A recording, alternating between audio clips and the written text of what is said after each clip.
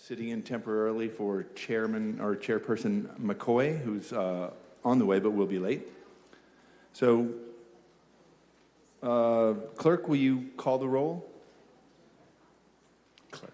Commissioner Parks? Present. Commissioner Barraza? Present. Commissioner Singh is absent today. Commissioner Cummings? Present. Commissioner Miller?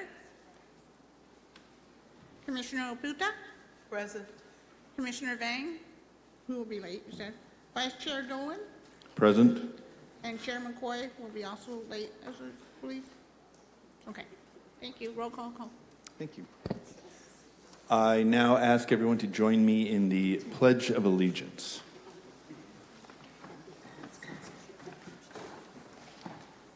I pledge allegiance to the flag of the United States of America and to the republic for which it stands, one nation under God, indivisible, with liberty and justice for all.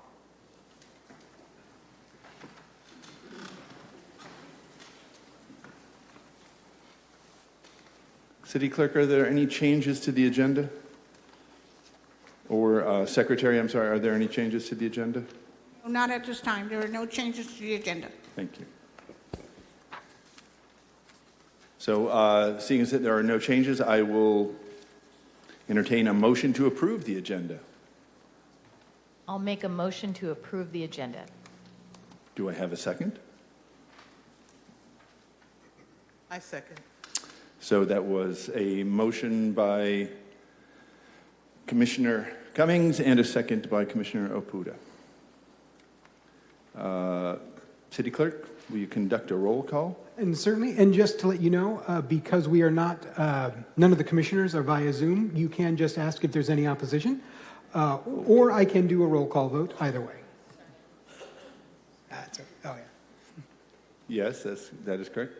Is there any opposition? Hearing none. Passes 5-0.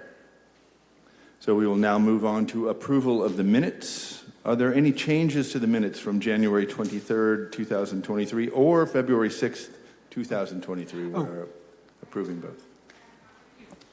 I have not received any changes to the minutes at this time.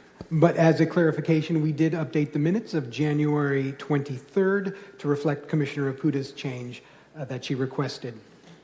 Thank you. You're very welcome. All right, well, I will entertain a motion to approve the minutes as amended. Would it be possible to take these separately? I feel like I need to abstain from the January minutes as I was not present at that meeting. Certainly. Is there any problem with taking these separately? You actually don't, you aren't required to abstain from the minutes that you've missed, but if you'd like to do it that way, we certainly can take it individually. Well, why don't we do that? So I will entertain a motion to approve the minutes from the amended minutes from January 23rd, 2023. Right. I'm sorry. I had a little sidebar with the city attorney just because of the number of commissioners we have. Oh, Commissioner Vang has joined us. So that is no longer an issue, what we were talking about. I apologize. So we can continue with the approval of the minutes. Got you. Again, I will entertain a motion to approve the minutes of January 23rd, 2023 as amended. I'll make a motion to approve the minutes of January 23rd as amended. Motion by Commissioner Cummings. I second. Second by Commissioner Oputa. Is there any, what was the phrase I need to use? Oh, any opposition? There is none. So that passes 5-0 with one abstention by Commissioner Parks. And I will now entertain a motion to approve the minutes from February 6th, 2023. I'll move to approve the minutes of February 6th. And I'll second it. Motion by Commissioner Parks, second by Commissioner Cummings. Is there any opposition? Seeing none. Passes 6-0. Todd, can you elevate Assistant City Manager TJ Miller to a panelist? Certainly. Thank you.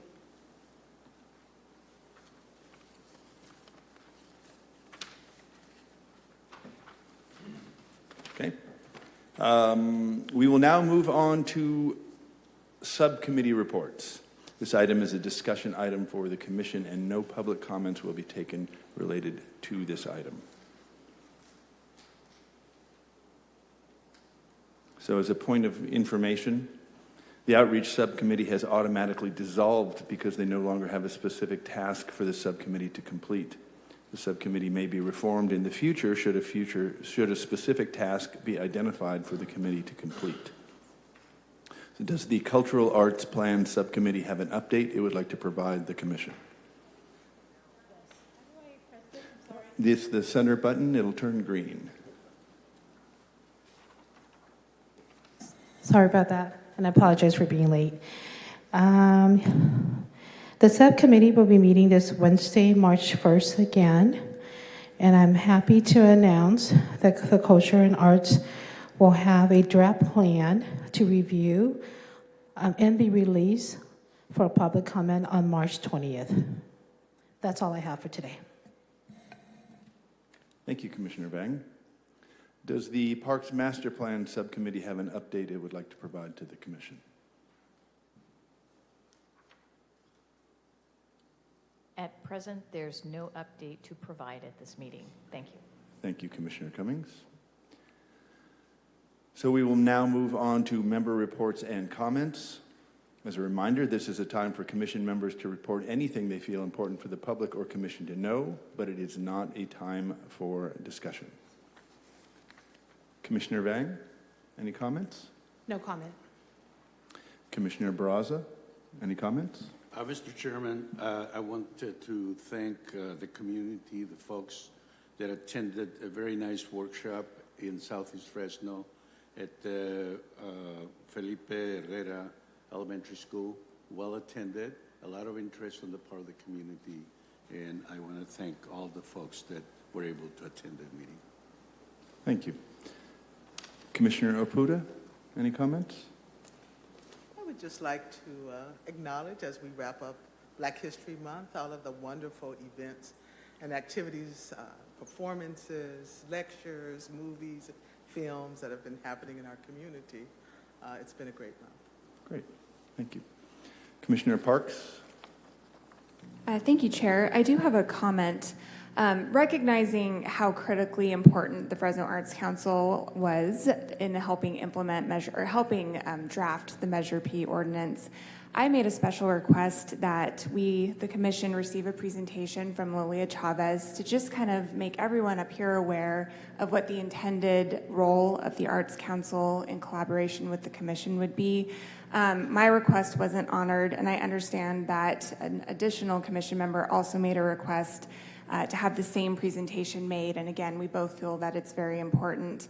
So I would just like to register my disappointment that we are not having that presentation today, but I see lots of arts-friendly people in the audience today, so I expect that we'll be hearing from all of you this evening, and thank you for being here. Great. Commissioner Cummings, do you have any comments you'd like to make? Yes, I'd also like to acknowledge Black History Month. I've really, really enjoyed all the wonderful activities that we've had in our community and the celebrations with everybody who came out to enjoy and to learn together. I attended one at the zoo, so that was a wonderful activity. And there was a awards event as well, and I heard that went off wonderfully. So thank you for that, and I would only hope that there would be more and more of those activities throughout the year. Thank you.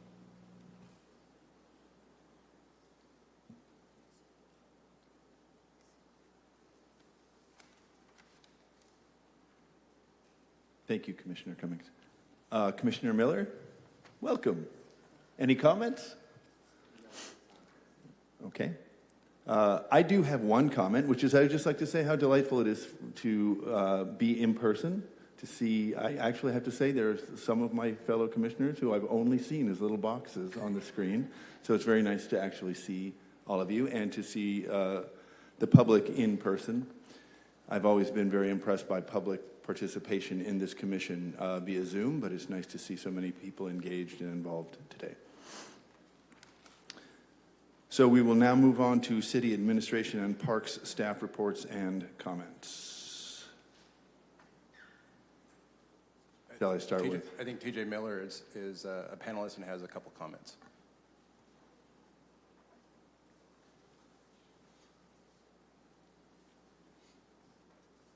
TJ, are you with us? TJ, you can go ahead and unmute yourself and address the commission. Thank you. I was actually on my way to the commission meeting. I left City Hall for something and had a problem with my car, so I'm in a parking lot. I apologize. I plan to be there in person with you folks this evening. I just wanted to address Commissioner Park's comment that the item wasn't rejected to be put on the agenda. It was just simply deferred to a future meeting, as there are some details that we need to go through before it goes on to the agenda.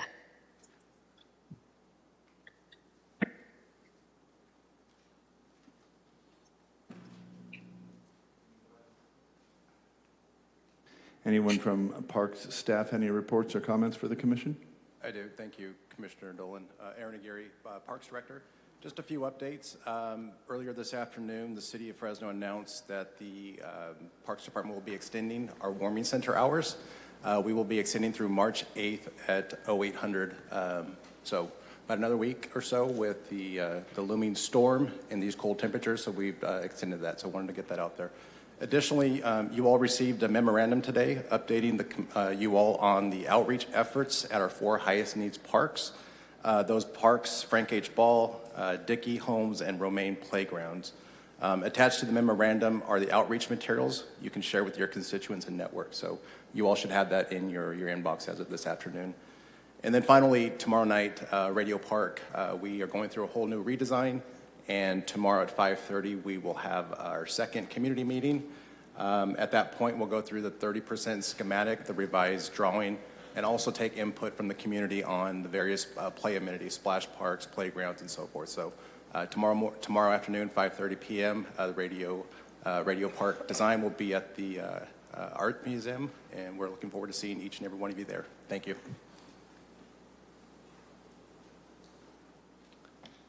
Thanks, Aaron. We will now move on to unscheduled community. Oh, I'm sorry, Aldi. No problem. Thanks, Ignore Vice you Chair. down there. Sorry. Aldi Ramirez, Parks Assistant Director. I just have 2 quick updates. First being that our next senior dance will be on March 18th, located at Ted C. Wills Community Center from 1 o'clock to 4 p.m. So we hope to see our seniors there. I would also like to introduce a new staff member in the Parks Department, Drew Wilson. Right here, raise your hand. He's a program manager in the Parks Department. He started with us just very recently, and he will be helping with Measure P. So he'll be a familiar face to you all, and he will be attending our meetings. Thank you. Thanks, Aldi.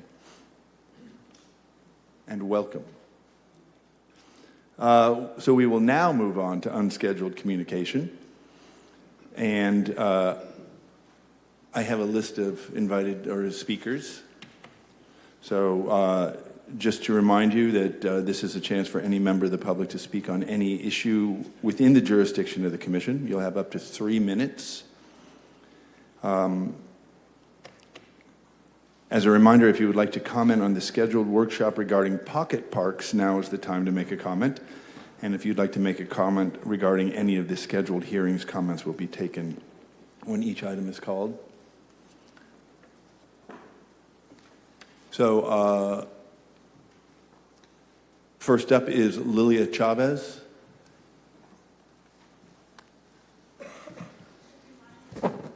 Just a reminder that each participant has 3 minutes to address the commission. Vice Chairman Dolan and members of the Commission, I'm Lilia Gonzalez Chavez, Executive Director of the Fresno Arts Council. I reside at 556 East Yale in Fresno, California. And in honor of Black History Month, Dreams by Langston Hughes. Hold fast to dreams, for if dreams die, life is a broken-winged bird that cannot fly. Hold fast to dreams, for when dreams go, life is a barren field, frozen with snow. Those of us who participated in the steering committee to create Measure P had a dream for a fund that would provide Fresno with a unique opportunity for new and improved parks and cultural arts. It is exciting to see the dream begin to be realized. As we move forward with the completion of the Cultural Arts Plan, it is important that we simultaneously begin to work on the development of the grant process that will allow us to distribute the 12% for cultural arts programs. Measure P is very specific and calls for the establishment of a competitive grants process for nonprofit organizations that support and expand arts and cultural programming. The initiative states this process shall be implemented by the Commission in partnership with the Fresno Arts Council. We are ready to step up and take on that responsibility and relieve park staff of the cultural arts component. Cultural arts is what we do. To formalize this, the Arts Council has submitted a draft agreement to staff for their review and comment, and then be forwarded to City Council for approval. I'm here today so that you would know about these important next steps. I ask that this be agendized so we could have a dialogue and you could ask questions, but that was not allowed. Establishing the grants program defined in the initiative requires careful vetting by the Commission. It is in this process that we will create the grant guidelines, which include criteria for funding that will ensure cultural arts programs are reflective of the cultural, demographic, and geographic diversity of Fresno. Defining what is included in the guidelines will be important to ensure an equitable distribution of funds. We will also establish the application and adjudication process that will help evaluate the merit of the proposed projects and their alignment with the Cultural Arts Plan. It is important that you assist the Arts Council in moving this process forward by supporting an agreement that will be approved by the Council so that we can begin this work and get these funds out to the community who has waited far too long to realize their dream. Thank you. Thank you.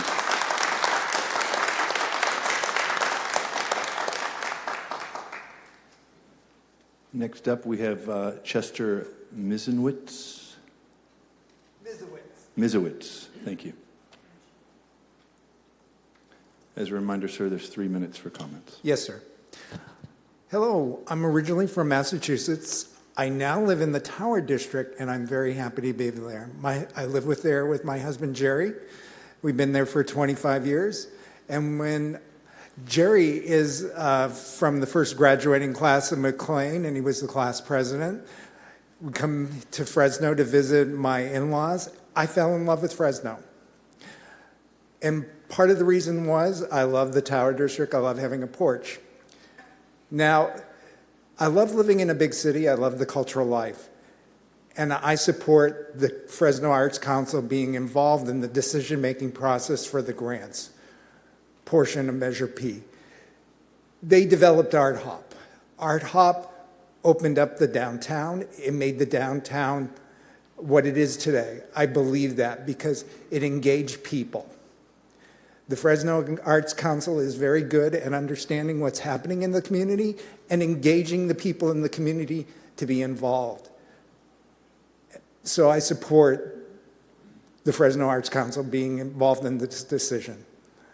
That's all I really have to say. And I just want to say we live right down the street from Titsy Wheels, and I consider all the people that are in the overnight, the warming center, my neighbors. And I'm glad you opened up the Titsy Wheels Center. I trust the Fresno Arts Council will be a good input into making good decisions for these grants. And I'm going to give up the rest of my time. Thank you. Next up, Gerald Palladino.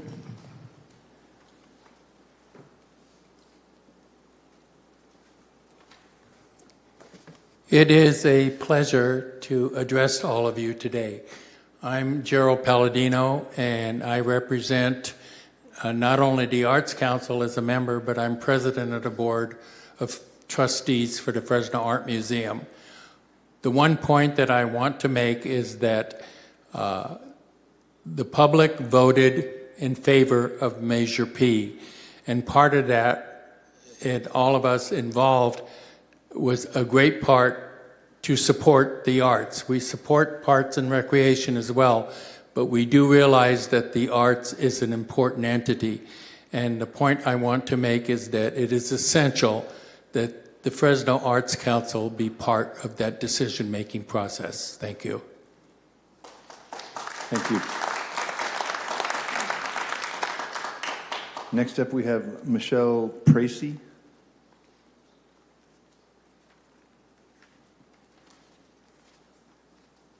Good evening, and thank you for this forum, and thank you to the commissioners for all the work you do. I've been a Zoom fanatic ever since you've been holding your meetings that way, so I appreciate what you're doing for us. I am Michelle Ellis Tracy, Executive Director of the Fresno Art Museum. I'm here this evening speaking on behalf of the museum staff, Board of Trustees, and our members, and those in this community who voted for Measure P and the 12% that goes to support the arts. The Fresno Art Museum was critical to promoting Measure P to the voters in Fresno. Our major donors also provided seed money to promote Measure P. This 73-year-old Fresno Art Museum has a vested interest in the proper handling of Measure P funds. We are asking that the Fresno Arts component of Measure P be managed by the Fresno Arts Council with the Commission and the community as intended by the initiative. My museum has an annual budget of $1 million a year, which is $100,000 a month, which I raise from scratch, month to month.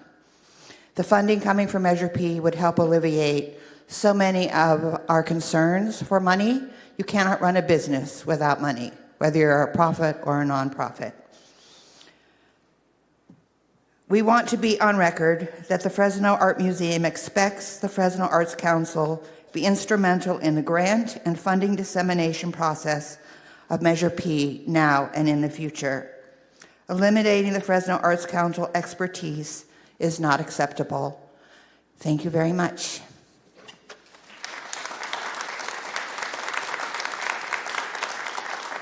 Thank you. Next up, we have Stephen Wilson.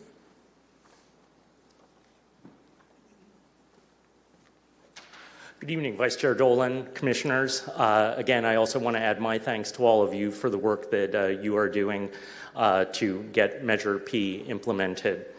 My name is Stephen Wilson. I'm the President and CEO of the Fresno Philharmonic, and I'm speaking here tonight also in support of the role of the Fresno Arts Council and the prerogatives of this commission in the grant process for Measure P arts and culture grants.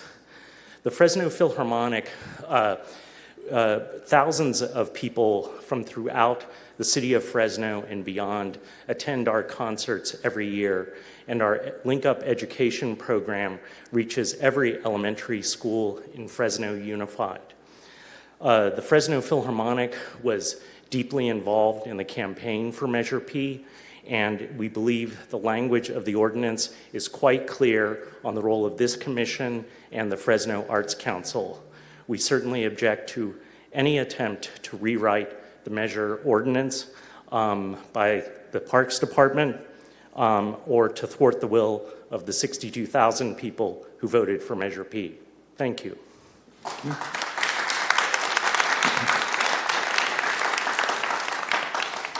Next up, Bruce Kalkowski.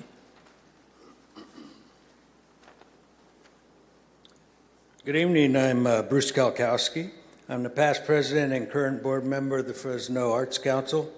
I'm here tonight to express my concerns that the Fresno Parks Department desires to take over the administration of all Measure P funds. I'm not unique in my understanding that these funds were to be divided between the parks and the arts. Backers of Measure P funds envisioned new parks, completed trails, etc., and the cultural arts would receive funds for the granting of projects to enhance and create opportunities for the arts to flourish in Fresno. We now find ourselves taking our eye off the ball and attempting to redirect those wishes of the citizens. The Fresno Arts Council has been supporting the arts in Fresno and Fresno County since 1989, when we were designated by the City of Fresno as their arts agency. What does that tell you? It tells you we've been doing our job and doing it to the satisfaction of every administration since then. Now, because big money is in play, we find ourselves in a position to defend and qualify our suitability to continue our work. I ask you, who else do you have in mind to do this work? An overburdened city staff or the Parks Department, who, to my knowledge, has never been involved in the granting of public funds and is just now creating a framework to do so? Listen, we just want to stay in our lane and keep on doing what we've been doing since 1989. We ask the Parks Department to do the same, continue to create, preserve, and protect our parks. We will continue to do our work of ensuring that public support reaches artists and creative sector organizations, empowering local decision-making and gathering our diverse strengthening our diverse communities. Thank you very much. Thank you.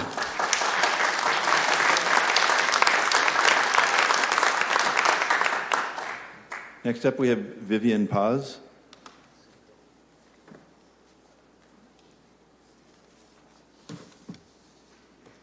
Good evening, Commissioners, and thank you for this opportunity to speak. My name is Vivian Velasco Paz. I'm the board president of Arte Americas, a Latino cultural arts center in downtown Fresno. For those of you who are unaware, we've been around for 36 years. We're right across the street from the former Metropolitan Museum of Art that was tragically closed its doors in 2008. And I mentioned that just to show how fragile arts organizations are. Many of us operate on shoestring budgets, have minimal funding, dilapidated buildings, and we have the potential to do so much more with the funding. And that's why we are so excited, and all of us were a part of developing Measure P. Let's not forget this was direct democracy. This is the citizens that came together because, quite frankly, the city wasn't doing their job. They weren't investing in the arts. From my perspective, I had come back to the Central Valley and got involved in Arte Americas in 2015 from the city of Chicago, and I was shocked at how little support we got from the city. It was really heartbreaking. It's such a wonderful resource for the children and families in our communities, and not to get any support was heartbreaking. And the efforts that we had to go through to get Measure P passed, and even had to go into litigation. So we're very concerned with some efforts to take away what was intended to be the Fresno Arts Council's role. The Fresno Arts Council has a great track record of participating in our activities, being present, being supportive. And I wanted to share with you all an experience we recently had at Arte Americas, 2 grant opportunities that came our way through city funds. So in 2020, we applied for the emergency funding through the CARES Act that the city worked with the Fresno Arts Council to administer to the arts organizations, and it was a really great process, very transparent. They got the word out. The applications took a reasonable time to put together, and the funds were distributed quickly enough for us to repair an HVAC system that we needed repaired so that we can host children for art camp in the wintertime. In contrast, the ARPA grant was a very long process. We applied at the end of January of 2022. In March, they told us they're still under review. On July 23rd, we were notified that we were awarded some grant fundings, and those funds did not get distributed until December. So that is a 1-year process. That is why we have lacked the trust in the city to do the job well. We highly encourage the commission and the city to stay true to the language. delegate that responsibility to the Fresno Arts Council. They know what they're doing, they do it well. Thank you so much. Thank you.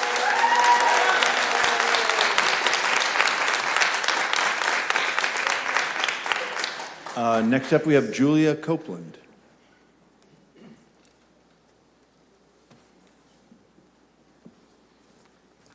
Hi, everyone. My name is Julia Copeland. I am a longtime member of the local arts community. I'm a violinist and writer who served for 12 years as executive director of the Youth Orchestras of Fresno, writing innumerable grants to all organizations, but only once to the city of Fresno, and that was long ago in 2009 when there was still a little funding left from a previous program. So in all that time, no support of any kind from the city. I am also a board member of the FAC, the Fresno Arts Council. I am in favor of strengthening the role of the Fresno Arts Council in the distribution of funds from Measure P. And I want to mention that both Executive Director Lilia Chavez and Board Member Thomas Ellis are experienced as having served in the California Arts Council as well. And some of us have served in arts councils in other states. So we all bring experience, and I think the Arts Council is well positioned to take on this responsibility. The Fresno Arts Council is a proven partner in the arts community and will serve that community well in furtherance of Measure P goals. Many thanks.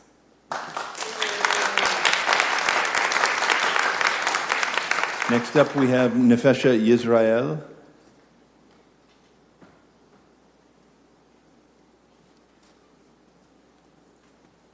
Hello to the Commission. Hello, Vice Chair, Mr. Dolan. I have a few words that I want to share. So today I was driving through the city and with my parents who were visiting from New Jersey for the first time, driving through the city of Fresno, and they were looking around. They said, the arts really have an impact here in the city.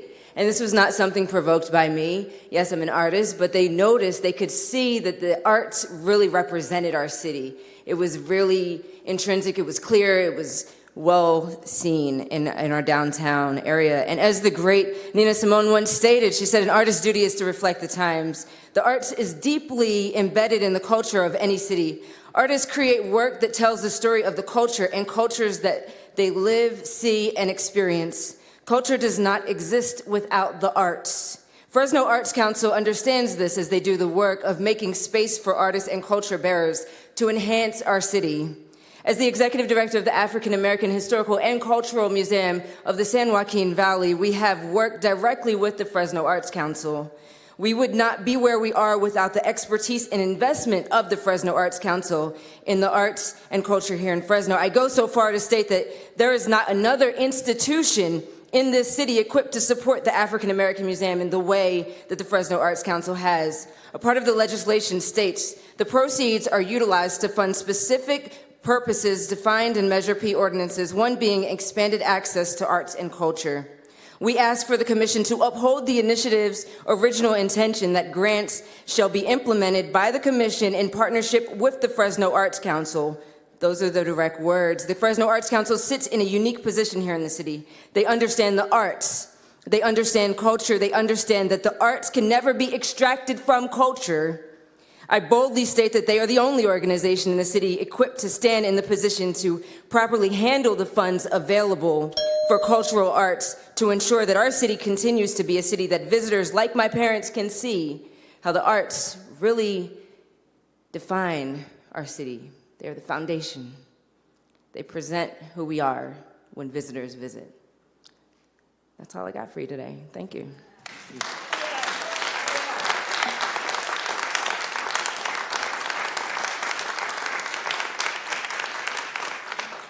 Next up, we have Marion Carrion.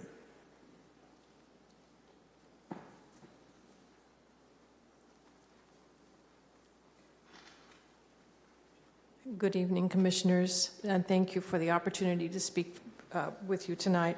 I'm a member of the Board of Directors of the Fresno Community Courses, an organization that has been in Fresno for over 60 years and provides multiple choral groups, including one for seniors that meets in the afternoon. I will read to you a letter from our artistic director, Dr. Anna Hamry, who regrets that she was unable to be here this evening. I'm writing as the artistic director of the choirs of Fresno Community Chorus Incorporated. The ensembles of our organization mount multiple performances each year in our area, and we provide the choir that performs with the Fresno Philharmonic Orchestra when they present choral orchestral works. The funds generated by Measure P will make a substantial investment in this community. In comparison to other large communities in California, parks and arts have been grossly undersupported. Measure P will help reverse that sad reflection in our city. I'm writing to strongly encourage the assignment of the Fresno Arts Council as the administrator of the 12% Arts Fund designated by Measure P. It is essential to use the finest expertise available to help propel our city forward. Thank you for your consideration. Sincerely, Anna Hamry. Thank you.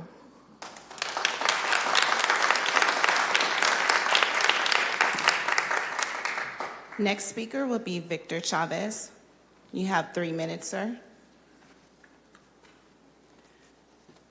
Good evening, commissioners. I'm glad to be able to address you on what I think is a simple, straightforward, common sense matter. My name is Victor Chavez, and I am a member of the board of Arte Americas, a Latino arts organization that has been active in Fresno for about 35, 36 years. I think it's a common sense proposition that the Fresno Arts Council should be in charge of administering the Measure P regranting process. This is an exciting time. I'm very excited, as I'm sure you are, or you wouldn't be on this commission, very excited that Measure P passed, in spite of the fact that there was a tremendous opposition from leadership in our city, and in spite of the fact that they had to resort to litigation to activate the will of the people, if you will. Measure P itself contemplates that the Arts Council will perform the function of handling the regranting process. The Arts Council has expertise and experience in doing just that. The Arts Council is a trusted partner of Fresno arts organizations and Fresno artists. I'm concerned that either the city or our parks department wants to, there's money here, so people want to control the money. And I am concerned that either the city or the parks department wants that to be part of their fiefdom, and perhaps they want to direct monies as they see fit. However, that is not the process contemplated by Measure P. Finally, I would urge this commission not to let either politicians, city bureaucrats, or even city staff usurp your role in this process. Remember, they are the staff, you are the commission. The citizens of Fresno passed Measure P, and they want it to be implemented as written. Thank you.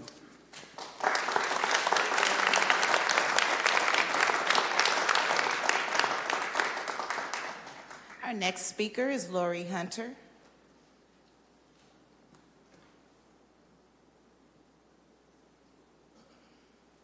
Thank you, Ms. Hunter. You have 3 minutes. Thank you.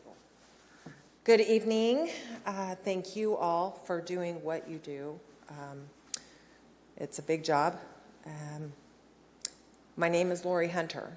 I am the chairperson for the GFAMES group, which is the Greater Fresno Alliance of Museums and Educational Sites, spanning all over the valley, actually. And I have become very close with a lot of the organizations in Fresno that represent the cultural and arts communities. My disappointment with the workaround of the ordinance is disheartening at best. The citizenry, I was part of the grassroots efforts of Measure P when I was with the Fresno Discovery Center. And I was involved from the very beginning. And to see it come down to litigation was an issue. But to see that on this side of it now, that there are forces trying to take it away from those who know best and who know our culture best, who know the arts best. And I just have to express my support for Lily Chavez and for the Arts Council. And I would really love to see the commission work directly with them. And I thank you. Thank you.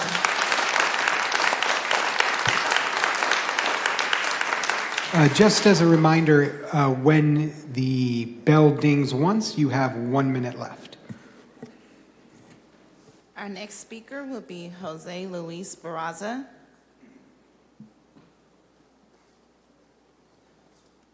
Thank you, Mr. Barraza. You have 3 minutes. Thank you. Once again, my name is Jose Luis Barraza. I'm currently the appointed Executive Director for Southeast Fresno Community Economic Development Association. And as the spokesperson for this organization, I'm here to remind the Commission that our mission is for the improvement in the quality of life for the residents and the small businesses of Southeast Fresno. In that context, CEFCITA has been a vehicle for the community in the development of the Central Southeast Area Specific Plan. It has been involved with the passage of Measure P and the Regional Park and Soccer Complex. It has helped residents to improve the quality of jobs and to assist small businesses within the community. With this understanding, the CEFCITA has continued to play a significant part with the arena of economics, especially for the neighborhoods and specifically as it relates to our children. We are actively participating in the development of the Culture, Arts, and Parks reports that are currently before the Commission today. We are still completely involved in making certain that the regional park for the soccer complex will be built on the 49-acre parcel on Peach Avenue with the $8.5 million of federal funds allocated by the City of Fresno for Phase 1 development. Southeast Fresno residents and CEFCITA for the past 7 years has been at the battlefront of this project, struggling with our elected officials, hoping that they see the importance of this 49-acre park and soccer complex. Please, we ask that you not be fooled by public commentaries that commentaries that came about that this was done at a grassroots level of protesting and marches by the residents. We don't disclaim it, but there's far much more deeper claims to be made. First and foremost, the soccer moms, the soccer pops, the grandmothers, the grandfathers, they worked vigorously on this project. They did the landscape, the irrigations. They did this all with prior monies that CEFCITA sought in order to make this park happen. We want to continue with that history. We don't want that history to be changed by whoever is involved. To change the name of the park from the regional park and soccer complex tells us that the current direction that it's going is leaving the idea in which the people have already spoken. We are very concerned with that. And since my time is up, I'd just like to finish by saying lastly, I take pride in my community and I take my hat off to all of those who contributed in making Fresno a better place to live. So I'd like to thank the commissioners for your contributions in making certain that our tax dollars for Measure P work and are spent wisely. With that in mind, I support the Fresno Arts Council. Thank you. Thank you.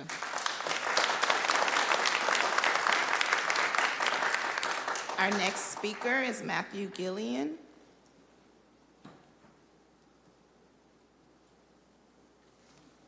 Thank you, Mr. Gillian. You have 3 minutes. Thank you very much. First of all, thank you for the commission and all the work that you guys do. Also, thank you to the Fresno Arts Council and all the other supporters of the arts here in the city of Fresno.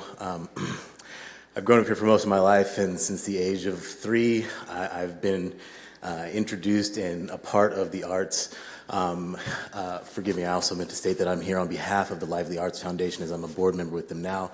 I started out performing with them at the age of 6, also having the opportunity to play in youth orchestras, youth jazz bands, been exposed to the work that Arte Americas does, as well as the Fresno Arts Commission, the Fresno Arts Council. And so on behalf of the Lively Arts Foundation, we are in support of the work that the Fresno Arts Council has done for decades, and we hope to see them continue to do as advocates and overseers of how these grant dollars get back to work within our community to further the arts and culture in the city of Fresno. So thank you very much for your time, and again for the work that you all do.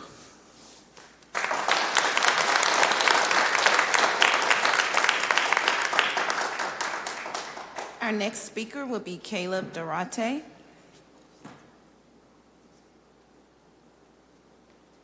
You will have up to 3 minutes, sir. All right, thank you. Really quick, just going to read this. Thank you for having me, giving this opportunity to speak. Sorry. I'm an artist. My name is Caleb Duarte. Thank you for having me. I'm an artist and professor of sculpture for Fresno City College. Got something in my throat. My name is Caleb Duarte. I was recently appointed to serve at the California Arts Council by Governor Newsom, where we vote on crucial arts funding matters. We've got a lot of work up in the state level. I'm currently designing a mural for the Fresno Airport in collaboration with Fresno Arts Council, which is a state local partner to the California Arts Council. So there's 54 state local partners across the state, and Fresno is one of them. A little bit about myself. I grew up in Corcoran, a small town where my family, community were farm workers. We come from the immigrant experience, and art is a vehicle for all of us to kind of become visible in otherwise invisible situations. I have a bachelor's in painting in San Francisco from the San Francisco Art Institute and master's in sculpture from the School of the Art Institute of Chicago. And I have traveled to Japan, India, Singapore, Cuba, Brunei, Okinawa, the Philippines, Italy, France, and Spain, Brazil, Mexico, Central America. And these travels are to study how art makes cities rich. In 2021, I was invited to go to Vienna to create a sculptural installation at the Constanzi Museum, then to Frankfurt, Germany to create temporary public sculptures. And during that time, I got to visit creative cities, museums, public arts through Europe, including Rome, Paris, Madrid, cities in Morocco. I say all this not to promote my personal credentials, but it is to show that my experiences are not unique to Fresno's local knowledge and expertise in the arts. In Fresno, we have art historians, curators, artist administrators, educators, gallery owners, and artists with a variety of levels of expertise.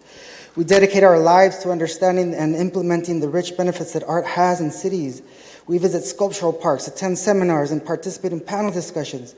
And what I've learned is that a society is remembered by what it creates and not by what it consumes. And so art and culture is how a city wishes to be remembered, and as well as what it wishes to become. So let's take advantage of the local knowledge that we have here and hand off the component of Measure P to the Fresno Arts Council and the new commission through a process that requires transparency and community trust. As community trust takes years to cultivate, we believe that the Fresno Arts Council has a record of that community trust. And I had a few other things to say, but I'll finish with that. Thank you very much.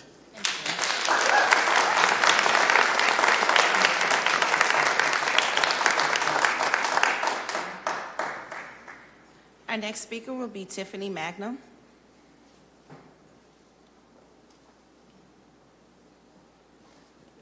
Thank you, and you'll have up to 3 minutes, ma'am. Thank you. Good evening, Commission. I am Tiffany Binion Mangum. I am an artist. I'm a part of the creative community. I am also a board member with the Fresno Arts Council. Two things, public resources and public trust, two important elements when granted the confidence that the voters gave us in passing Measure P. The Fresno Arts Council continues its reputation as a trusted partner and advocate for us as artists and in our arts community and on many platforms and initiatives. Some might wonder why we are here advocating so for this work. We have an amazing arts community, folks, that has been grossly undervalued by our city. We have to give voice on behalf of our arts community and the trust that they've given us. Beyond our hope to manage these dollars and programs, artists deserve to be represented well and receive the space, the opportunities, and the access they otherwise might not have. It is essential that we maintain the public trust as voted upon and as intended by the voters for Measure P. But let's be real. If the city had that confidence, would we be here? So they trust the Arts Council. It's our desire that we continue to collaborate with our arts community and, yes, the city, and work together with our community as the trusted entity for our artists and creatives to thrive.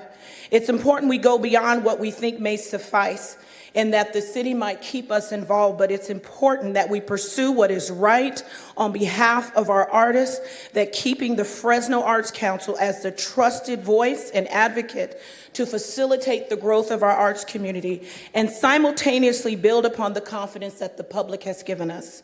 We assure you that we shall continue to be inclusive, transparent, accountable, and equitable, that we possess the acumen to manage the growth and investments of our arts community, and that we will continue to build upon the faith that the arts community has given us. Thank you.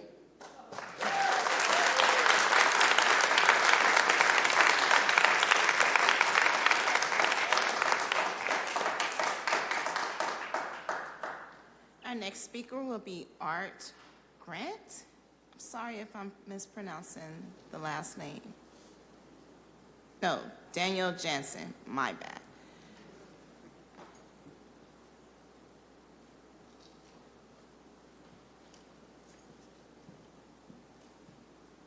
Sorry about the mix-up, Mr. Jansen. You'll have 3 minutes. I would like to thank the Commission for all your time and effort you put into this. My name is Daniel Jansen. I'm a local artist and have worked with the Art Council for several years, and I trust that they will manage a fair and inclusive grant program. They have my full support. Thank you.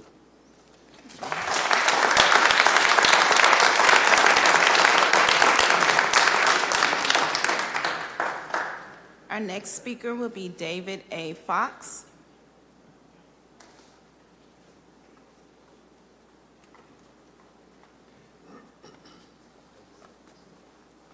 Thank you, Mr. Fox. You'll have 3 minutes. All right. Thank you, Commissioners. I won't reiterate what other speakers have already said about the support for the Arts Council. I agree with those remarks. I wanted to say from several perspectives, first of all, professionally as a child psychiatrist, very involved with understanding the role of the arts for the development of and the mental health of children, understand how important it is for a group of people that support the arts to be involved very much in the process of the community. I'm on the board of 3 musical organizations in town and married to a visual artist, so I have a certain perspective on the arts in the community, and understand again the role of the Arts Council in communicating with the arts community as a whole. I would also say, just as a sidelight, that sometimes it's been said that this is there's a certain competition between the arts and the parks. But we should also think about the idea that there should be arts in the parks, and that the park side and the art side should communicate with each other and work together in the development of programs. And I think that would be important. All right, thank you very much.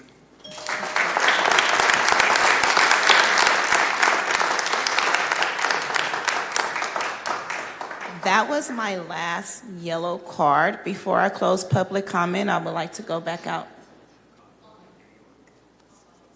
Yeah, we do have speakers on Zoom that also need to speak. Oh, I forgot. I thought everybody was here now since you guys are making us come in too. So well, I'd like to go on Zoom and see if there are any comments from anyone that are viewing us on Zoom.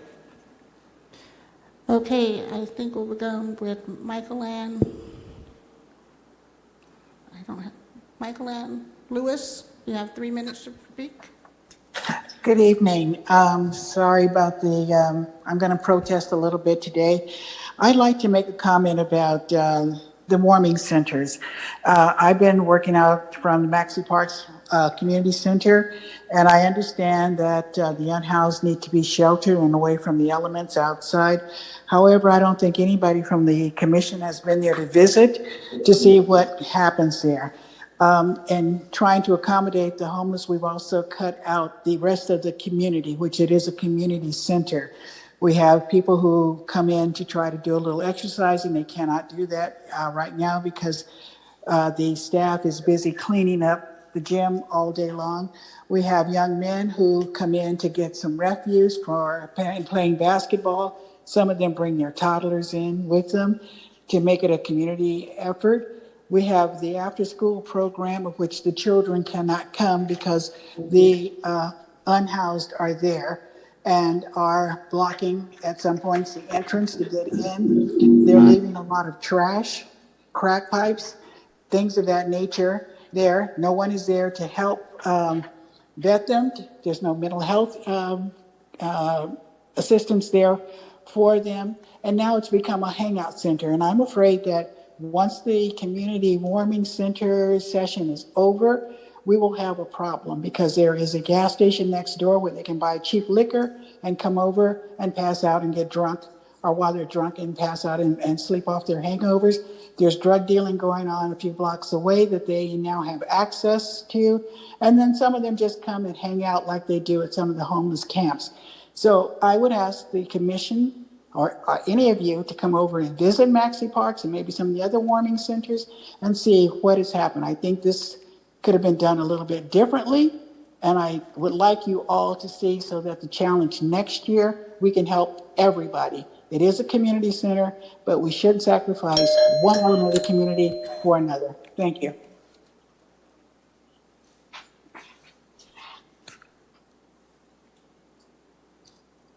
Okay. Sorry.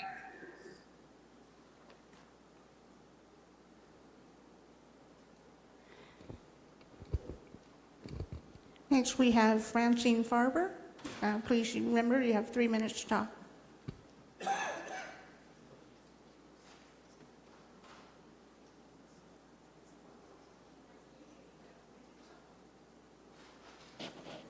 Francine, you can go ahead and unmute yourself. Thank you. This is Francine Farber, and I'm here not only to represent myself, but also as the co-president of the League of Women Voters in Fresno, which is interested in equity and access to the arts and also for the community good. First, I'd like to make some brief comments about why public art is so important. Engaging in public art generates excitement and ultimately leads to increased foot traffic, which of course benefits the surrounding businesses. Artwork helps express a community's values and creates an elevated sense of awareness for community members and visitors. Art represents life in many ways. When community members see themselves reflected in social spaces, they feel a sense of respect, ultimately allowing for people to identify where the place they are from, live in, or are visiting. Art brings people together. Displaying art in public places and making it accessible to everyone inspires engagement and a feeling of belonging to a community. Now, we all know the Fresno Arts Council is the local expert on this issue of the arts. As the Parks Department has even said publicly, quote, "We don't know anything about art." So why not hand the baton and the paintbrush to people who do know all about the arts? And undeniably, this is the Fresno Arts Council. Through their leadership and efforts, they have brought Art Hop to a place of status. They have contacts throughout the arts world in visual and performing arts, way beyond Fresno. It is unseemly and inappropriate, and perhaps also unethical, given the language of Measure P, which is pretty clear, to deny them the leadership position they warrant in this process of using arts-designated Measure P funds. I think the Parks Department and City Council should acknowledge that they made a misstep and now do the right thing. This will have important ramifications for many years to come. Thank you.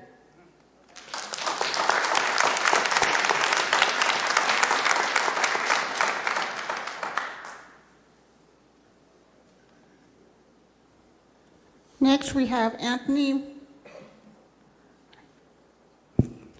Good evening, Commissioners. This is Tony Molina. I'm the chair of the Fresno County Bicycle Coalition.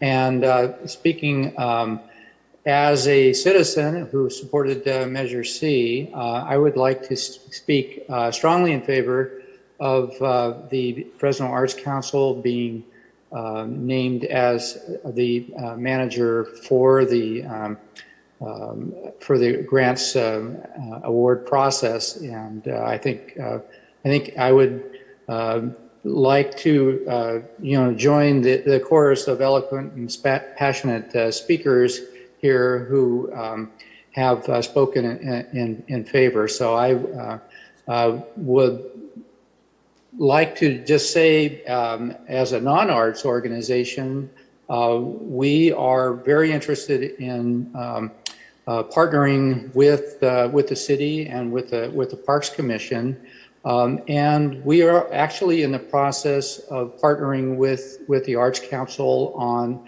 an art project which relates to bicycles, which we would really like to tell you we really appreciate the support of the Fresno Arts Council with our project.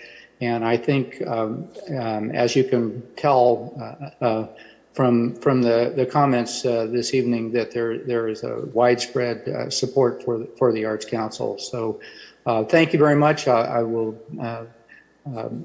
yield the floor. Thanks.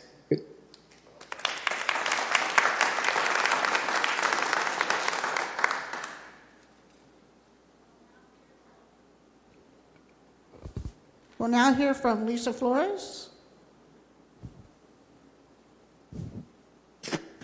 Good evening, all. Sorry I'm not there, Kim. I'm sick. You can hear me, right? Yes, we can hear you, Lisa. Okay, great. I'm going to have a somewhat unpopular opinion here. Just because you promoted Measure P doesn't mean you automatically get gifted the money or the administrative part of it. There is a process when you're dealing with taxpayer dollars.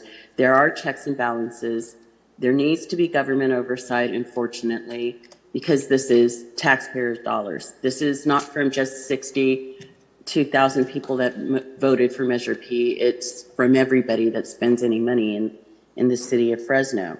And that's what I was really concerned about, is I'm hearing a lot of monopoly kind of talk. And that kind of scares me, because I'm sure all you people are very good and honest folks, but once you've moved on, resigned, or whatever, what happens if somebody that comes along and isn't as forthright and honest as you.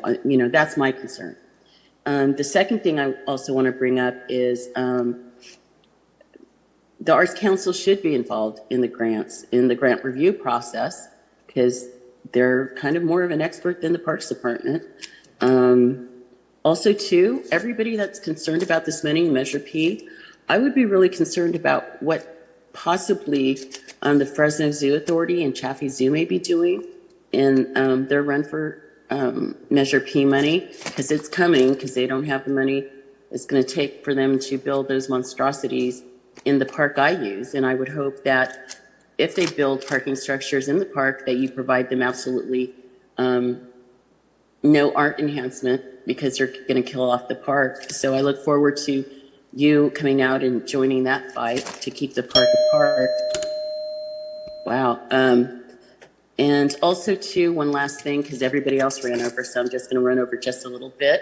Regarding Maxey Park, the trash that's out there, staff is supposed to clean it up. They haven't cleaned it up. And you're not picking one class of community over another. The reason why the warming shelters are open is to save people's lives. If you have to go without exercising for a month, you're saving someone's life, and I think that's more important. Thank you for your time. Now carry on. Thank you.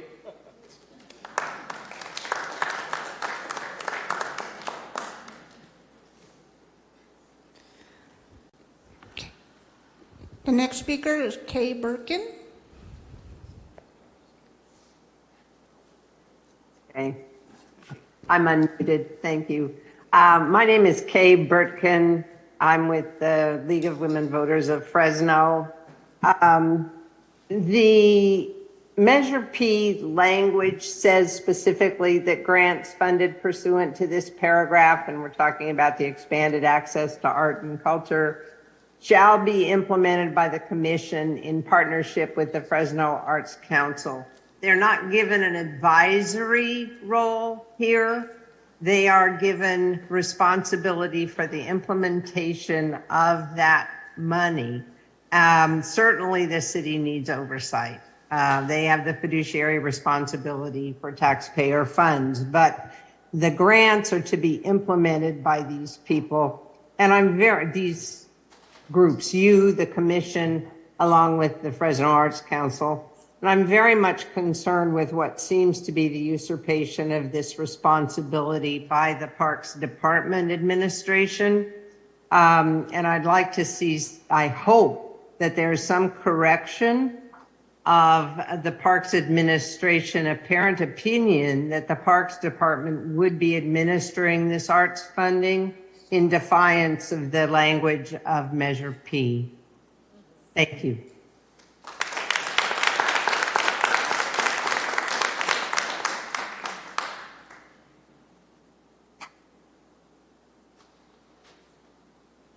Next speaker is Michael Ledesma.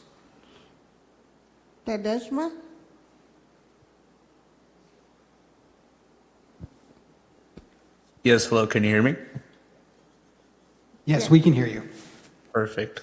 Good evening, everyone. My name is Michael Ledesma. I'm the president of Valley Marketing Institute. Hello?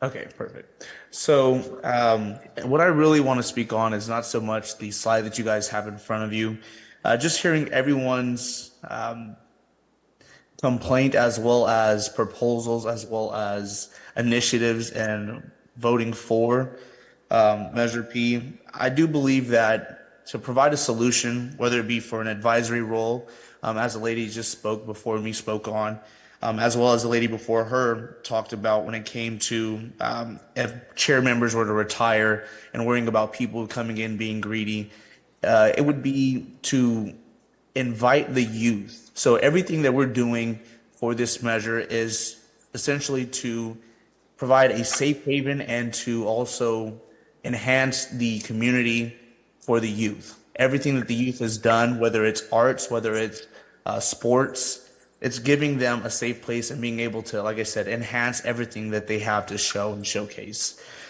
So what I would almost want to see is a committee created specifically of the youth, of young entrepreneurs and individuals who have an opinion in the community and have an insight to what they would love to see and what they would love to bring to the community to enhance enhance our environment, enhance our neighborhoods, and enhance our overall perspective of Fresno.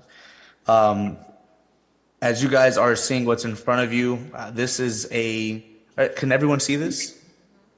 Yes. Yes. Okay. So what you guys see in front of you is a pitch of my company. Like I said, we're a full-scale digital marketing agency with an emphasis on education. So within the arts realm, we are providing a curriculum for students to either be workforce ready, further their education, or be their own entrepreneur. And with the digital marketing being a fast-paced industry, this is something that is a pilot program that we've started with Fresno Unified as well as a few other school districts here in California. But shedding light here on this panel as well is something that I'm adamant on trying to do. Essentially, like I said, just opening the doors for our students and our young people to have an avenue and a bridge to be able to further themselves, further their insights of being essential community members and members of society. So that's my end. I do, like I said, I would love to see a community or a committee being created for youthful insights or young like-minded people who would also give a good advisory or give advice and kind of help for the committee and board members to understand what would be an enriching program for us. And that would be all. So I do thank you guys for your time. And what you're looking at, I'm sorry, is the curriculum, what's going to be happening for the summer camp of June 2023. So the students will be up for a grant. The students will also be up for a raffle to a $3,000 grant will be given to the students. They'll be up for raffles for the equipment that is used. They'll also, so they can further their education and or career or being workforce ready. Sorry. Thank you, Mike. We have run your 3 minutes. Okay, perfect. Sorry about that.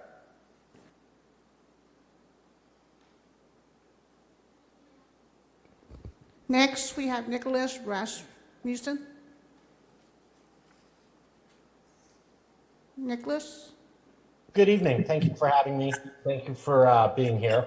And I'd like to start by thanking the very many eloquent speakers who've already addressed the various reasons why the Arts Council does such wonderful work. You know, for the commission, what I'd like to point out is that, as some others have alluded to, the language of Measure P is very clear. And I've heard a lot of people ask you to consider involving them. And I think what I'd tell you is that, you know, you have a legal obligation to involve them. Mm-hmm. I think that it would be greatly appreciated if you followed through on that. I think there's a lot of poison in the well already with what it took to get the measure recognized to begin with, and failing to live up to the language and obligations that were imposed and were accepted by the voters, you know, has a lot of downstream consequences. So, in any event, thank you very much.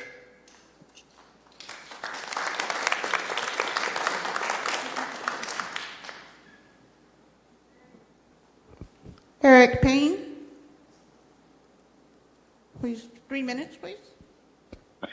Good evening, Commission. My name is Eric Payne. I'm the Executive Director of the Central Valley Urban Institute, and we're a policy advocacy organization representing the interests of LMI communities across the Central Valley. I'd like to center my comments this evening on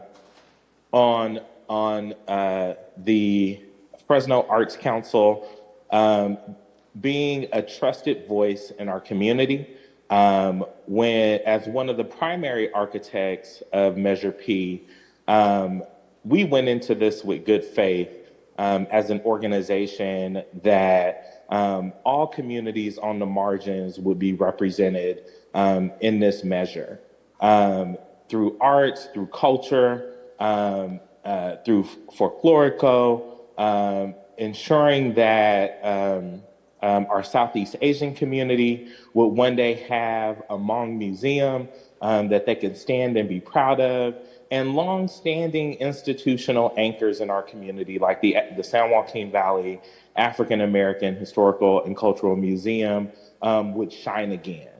And we are here having this conversation because park staff has been dismissive and city leadership has been dismissive of the public's will.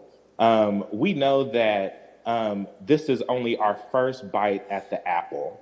And we know that this commission has a responsibility to provide oversight and enforcement to the institution that is the receiver of these public funds. We are leaning on you today, and we are asking that you stand up and that you speak up and that you lean in. Because if you don't, then we'll continue to have these conversations in very public spaces. Because we know what the measure says, and we know that we have trusted partners like the Arts Council and like Lilia Chavez, who is leading this organization. We know that she's been very participatory with city leadership to help meet the needs and concerns that they've brought forward. And we're here today as a community speaking in one voice, saying that they are the right partner to do this work. And it is my hope that this cry for help will not fall on deaf ears from the commission this evening. I just want to take a moment and say thank you for your time and thank you for your leadership. And I hope that we'll have a resolve from this commission meeting that will meet the public's interests. Thank you.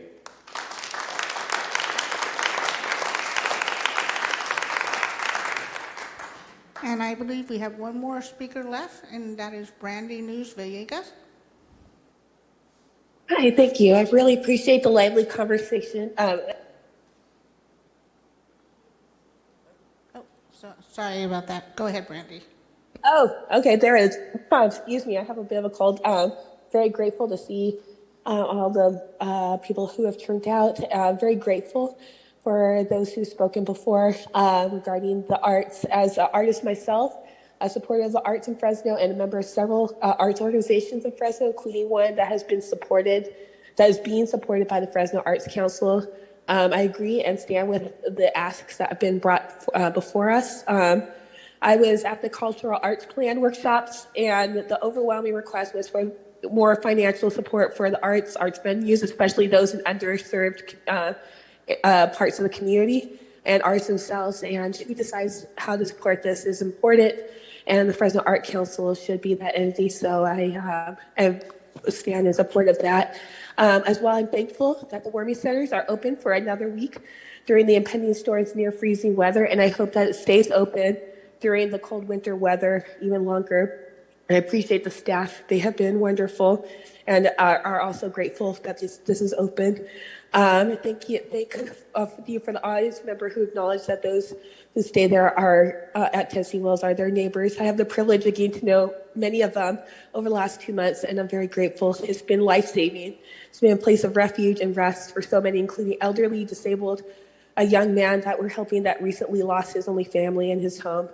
My ask is that there can be consideration, even with the limited time left, of another center in the absence of Pinedale. Many people from Pinedale have gone to these centers, and they are full every night. In fact, every night I've been helping, for many nights, I've been helping with rides after a warming center fills up, like Tennessee Wells, and taking them to another center, which shows how needed these centers are. And another one, especially in more northern areas of the city would be wonderful. And again, thank you for this resource. I know that we can organize and plan ways that ways the centers will help everyone. Also, I asked that considering that Mosqueda had to close last week when there was a power outage of the Warming Center, that there would be consideration and plan for backup resources like generators, which hopefully won't be needed to be used very often, but can ensure that the services that you provide through these community centers and parks won't stop when there is a storm. So again, thank you. I ask support all the resources that have been that are being put in these warming centers, and I thank you again for what was spoken before with the arts. And I'll also ask that, as I can't be there later, that all these things with warming centers would be considered for our budget in Measure P as well, so we can continue serving.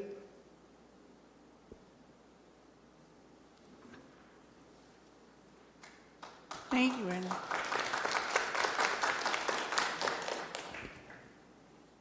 Before I close public comment, I would like to go back into the chambers to see if there's anyone who would like to make a comment. Please come up to the podium.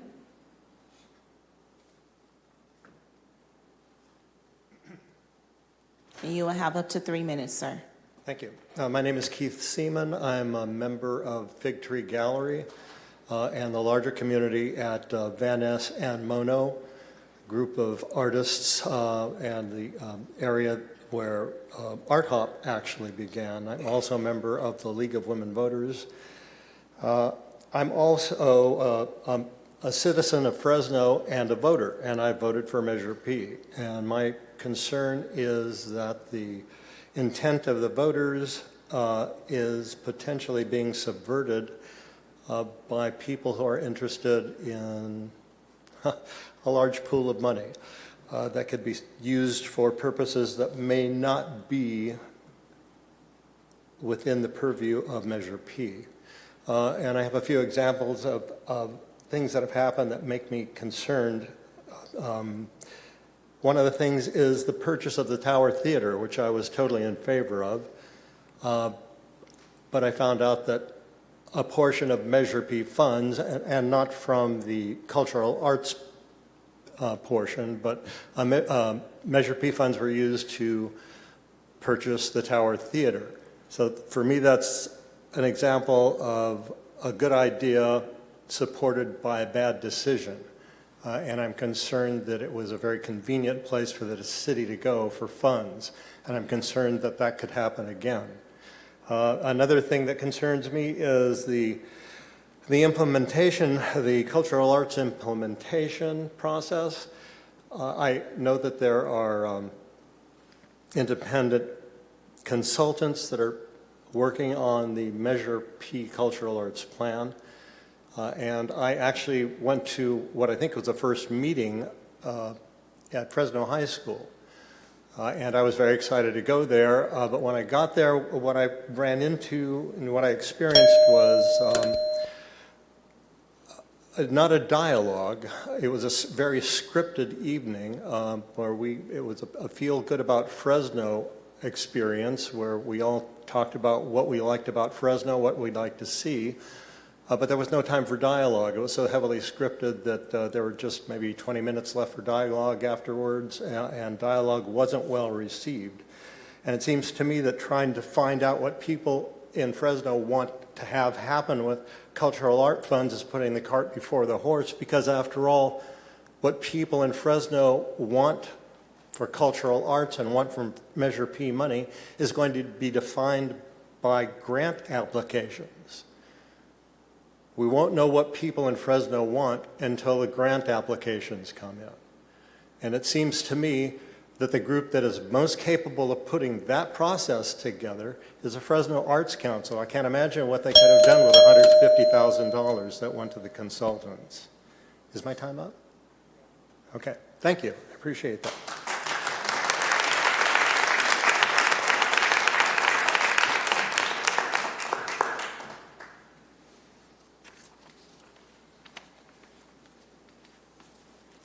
Good evening, everyone. My name is Melanie Glass. I'm the CEO of Be Awesome, and I'm the Gallery and Art Hop Event Director for River Parks Art Groove Gallery, which we house over 30 artists currently. I just wanted to come up here and say I have three things. One, the Fresno Arts Council has been essential in keeping my business afloat. I've gone through a couple of grant programs with them, and it was easy. It was easy to follow. I was able to, actually I had a conversation with Lilia, and I was about ready to give up after COVID. And she said, no, don't do that. But I just wanted to say, I served in corporate America for 20 years. And if we had a project, we put the most qualified person or organization in charge of that project. I don't see anyone else here other than the Fresno Arts Council qualified. I'm new to this area, and I've been listening all day to everyone's concerns. And I don't see what the hard decision is to keep them involved in this program, because they know the artists, they know about arts, they know about everything. And that's all I wanted to say, that I support them. Thank you.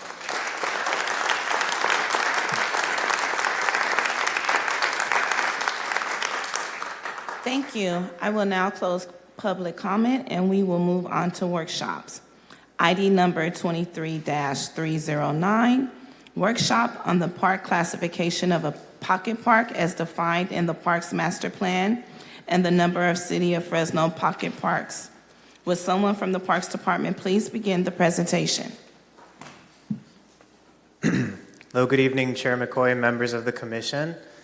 I'll pause for just a moment until we get the presentation up. And while we do, I'll just introduce the item. So today, of course, we're coming to you with a workshop on the park classification of a pocket park as defined in the Parks Master Plan and the number of City of Fresno pocket parks. I just realized I forgot to introduce myself, so I'm going to stop myself mid-sentence and say hello. I'm Ed Chenevere, Parks Assistant Director. I do want to note before we get in too far, this presentation is focused specifically on City of Fresno Parks Department pocket parks. So those are parks that are funded and operated directly by the Parks Department. There are additional parks that are operated as community facilities district parks.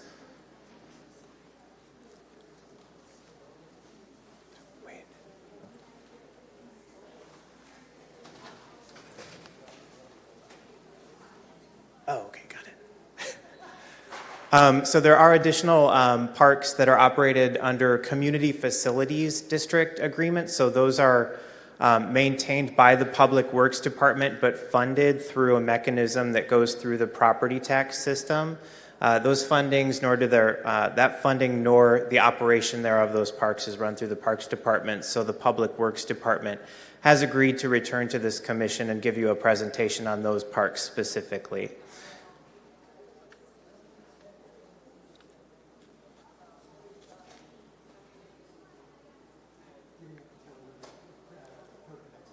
Cool. All right, so I'll start with the overview. If we can go back, there we go. So the Parks Master Plan identifies a pocket park. Pocket parks are small parks. They are under 2 acres. They have a service radius of 1/4 mile, so they're serving 1 to 3 blocks typically around that park. And it does define specifically some of the key features that it recommends for a pocket park. So pocket parks should be physically and visually accessible to the surrounding neighborhood and linked to the neighborhood with a sidewalk, path, or trail.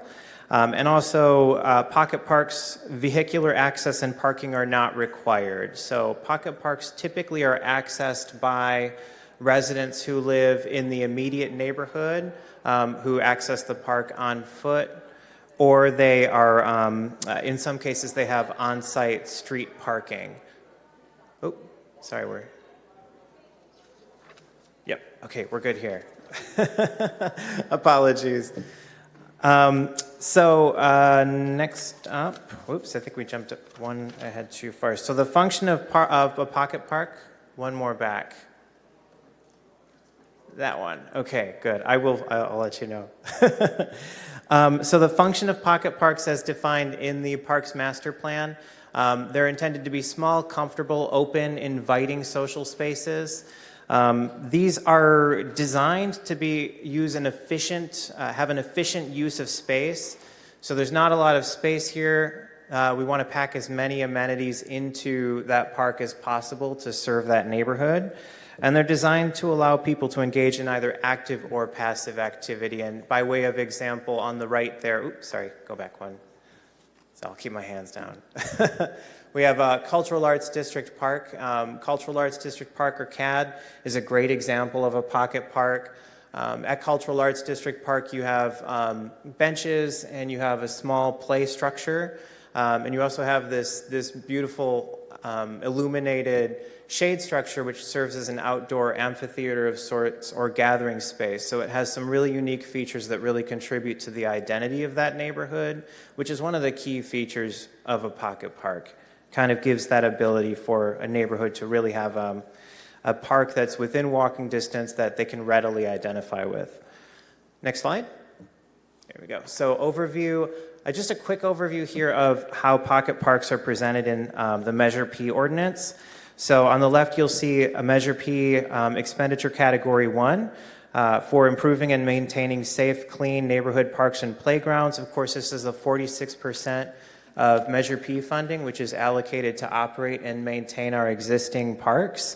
So that, of course, includes the improvement, restoration, rehabilitation, operations, and maintenance of projects and programs, including but not limited to park rehabilitation and other capital improvements in existing parks. And then the relevant area over here in expenditure category number 2 for new neighborhood parks, senior and youth recreation facilities. Funds in this category, of course, this is the 21.5% of funds that we use to develop new parks. Funds in this paragraph shall be made available for acquisition, development, operations, maintenance, and improvement projects, including but not limited to pocket parks. So pocket parks are explicitly cited in the Measure P ordinance, and of course, both of these funding sources are subject to the highest needs definition, which means that at least 50% of the funds expended on either of these two categories must be expended within the 33% of neighborhoods which the Commission has identified as highest need as adopted by the City Council. Next slide. There we go, perfect. So City of Fresno pocket park statistics. This is a map that shows you where all of the current pocket parks, so these are all the parks under 2 acres that are operated and funded by the Parks Department, are located. This is distributed by area, so these are our operational areas. Each area has its own area manager. And you can see they're pretty evenly distributed, from the northernmost to the southernmost parts of the city. We've got Polk and Spano overlooks up there by the San Joaquin River. And then all the way the farthest south there, we do have Almy Park, which has a play structure and some lovely shade structures. So some statistics over here. We've got 15 in total right now. We have 2 new ones in development, and those show up on some of our subsequent slides, so I'll point those ones out when we get to it. Each of these parks, 18% are located in highest needs areas, and they do average to about 1 acre. Next slide. Some key insights from the Parks Master Plan here. You can see pocket parks. The Parks Master Plan specifically notes that they're particularly useful in areas that have dense urban areas with limited open space resources. So on the left, you can see here a conceptual rendering of our new park that we're building over there at Van Ness and Weldon. And this is a great example of that. It's an area with not a lot of open space to develop and create access to green space for the neighbors in that immediate area. So Van Ness and Weldon, you can see here, this is a very small park, but in this park, we have Coming soon, play structure, there's going to be a bocce ball court, new trees. They're preserving existing trees as part of this project. Green space area, which kind of doubles as a bit of a kind of an outdoor amphitheater, so it's kind of an outdoor seating area. Gathered around this central plaza, and key to Van Ness that really reinforces sort of that idea that pocket parks can present this opportunity to create identity in these neighborhoods. It incorporates a lot of cool features from the neighborhood. For example, there's going to be when you come in, there's sort of a monument that's mosaicked to match other mosaics that you can find in the immediate neighborhood. And we're also partnering with Fresno High students to add some additional really unique art pieces that mirror some of the other ones that you see along Van Ness Avenue. Next slide. Pocket parks are also in the Parks Master Plan. They should be accessible. All of our new projects, everything that we touch at this point, we try to make as accessible as we possibly can. And they provide program or amenity elements that draw neighbors, such as small event spaces, play areas, tot lots, picnic tables, benches, or shade structures. And on the left here, you can see this is our new play structure that a photo that we took during the ribbon cutting for this when we installed that new play structure at California Tupman Pocket Park. Incredible event. I think we had something like 300 children just climbing on this thing. It was just spectacular to see. But this was put in a pocket park, which has received some other minor amenity improvements over the years. So it's really sort of through the community involvement, come to really represent this sort of nexus of activity in that neighborhood. Very proud of that one. And next slide. So these small spaces should be efficiently designed. I picked to represent this idea, an illustration from our South Tower Park. That's the new pocket park at Broadway and Elizabeth, because it is just packed full of amenities. So they should be efficiently designed to get as much amenity value as possible, but they are not intended to have the level of service or range of recreational activities offered at a neighborhood or community park. So of course, a neighborhood park will have more amenities. Some of them have community centers. Pretty much all of them are going to have play structures. Some of them have dog parks, for example. And a community park, of course, has significantly more amenities, lots of sports fields, abilities for the opportunities for the community to engage in physical activities. But here, this pocket park we're currently in design for is only 0.64 acres, but in those 0.64 acres, the design as it currently exists, we've got shade structure there, sort of creating this focal point around this central gathering area for the community. We've got multiple picnic tables, a beautiful play structure, kind of installed with this sort of cascading, beautiful softball safety surface, and circumnavigable paths and wrought iron fencing that's all drawing inspiration from the local neighborhood. So again, really reinforcing that idea of pocket parks as being a way to create identity within a neighborhood. This one in particular really recalling a lot of the craftsman elements from that neighborhood, which we had the consultant add to this plan in response to their to the community input during some of our community meetings. Next slide. And so with that concludes my presentation on pocket parks. As you saw there, we have the 15 existing that I'm happy to answer any questions you have about, and the 2 new ones, South Tower and Van Ness and Weldon, that are on the way.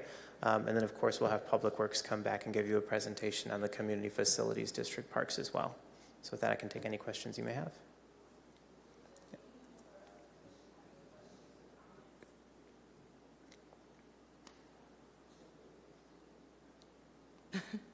Does any member of the commission have any questions or comments regarding this item? Oh, a lot. Looks like there's quite a few. Go ahead and start on that. Okay. Commissioner Vang, you have the floor. Can you hear me? Yes. Thank you. My first question is, the pocket parks, do they have restrooms? Typically, no. I can't think of a single one, and typically they'll have one major amenity focus. So a restroom would limit our ability to put in amenities that really do create that sort of anchor feature for a pocket park. What is the difference between a pocket park and a new development park? Like, for example, Granville, right?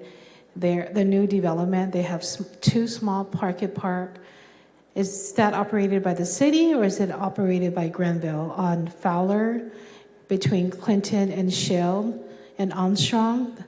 And I noticed, because I live right by there, so what's the difference between those new development it's like really small, like what you're mentioning, and then who pays for once it's built, does the city pays for it or the developer continues to pay for that park? Yeah, so that's a great question. I can't speak to that park specifically. It looks like our director might be able to. So I can speak to those are CFDs. That's something that Public Works will come back and speak upon. But ultimately, those CFDs are developed by the developer, accepted by the city, and paid for and maintained through the what's called the Melrose tax. That's a special landscaping tax that each person in that development pays for. So that money goes towards the maintenance and upkeep of those parks. Okay, last question. I noticed that if you go to Armstrong and Hamilton, there's this green space, right? It doesn't have any structure, and it's just full of green space. And I noticed the resident there have put their own bench, their own amenities there. What is the criteria for pocket park and green space? Because I'm a little bit I just want to get to know more about that process. So who oversee those green space, small green space area? Sure. So again, I'm not super familiar with that exact location, but there are some small green spaces that are in either the Public Works inventory or in the Parks inventory, depending on which department has fee title to it, which are small enough to where you could potentially consider it a pocket park, but if it isn't improved at all, we typically don't consider those pocket parks. Yeah, because I just want to make sure there's equity, right? Because there's pocket parks that you're investing, and then there's green space. And in the southeast area, I see a lot of green space amenities. It looks just like a pocket park, but it's just green space. And so, are we looking into the future to space? Yeah, that's a great question. We are looking at all different kinds of opportunities. As we know, Fresno has, in its general plan, identified the need for substantial additional green space. Pocket parks are just one part of that solution. So if we can identify them as a key amenity to serve that specific neighborhood, that's something that we might consider in a future plan. Of course, there are a lot of needs identified for new park spaces citywide. So one of many things that we would consider. Thank you. Commissioner Brazzi. Thank you, Madam Chair. What is the policy of the City of Fresno as it pertains to the funding of parks by developers? Can the developer have a pocket park and not worry about the park development fees that require of projects? Which, by the way, I thought that was not a good policy, because the problem, if the answer is yes, that small park or the pocket park takes all the money, and the other neighborhoods don't get the money for the neighborhood parks. Anyway, so what's the policy? What do you encourage developers to do that serves the interest of the entire community, not just the developer? That's a great question.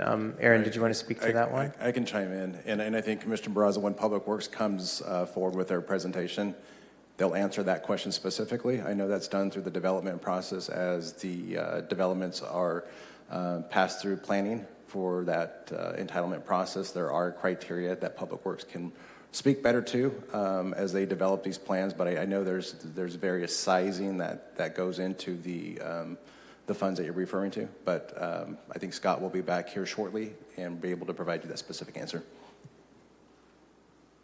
Vice Chair Dolan, you have the floor. Thank you. What is the total number, or I guess maybe it is a percentage of overall area that the city is shooting for pocket parks in the mix of parks? Is that, do you have that foreseen as in terms of total number of pocket parks you want to have in the city, or again the percentage of overall park space that's dedicated to this category? It's a good question. I don't know that there's a simple answer, right? Because we have to identify how we're going to serve all of the constituents that this commission has identified on the heat maps and a lot of the work that you've done to prioritize the areas for new investments citywide. And that's going to be a mix of things from, community parks like the new one, the 49-acre park at South Peach Avenue, or new neighborhood parks like the new one at Milburn and Dakota that we're constructing, pocket parks, community centers. It's going to be a mix of different things, but I don't know that we have an exact number of pocket parks that we would want to aspire to at this time. Okay. I have a question for you. When Measure P passed in 2018, our park score was 94. Our park score is 97, so we cannot get out of the 90s. And my concern is that we're going to continue on building pocket parks and not building parks that are in neighborhoods that are maybe 10, 15 minutes walking distance away from residents to close that disparity between north and south.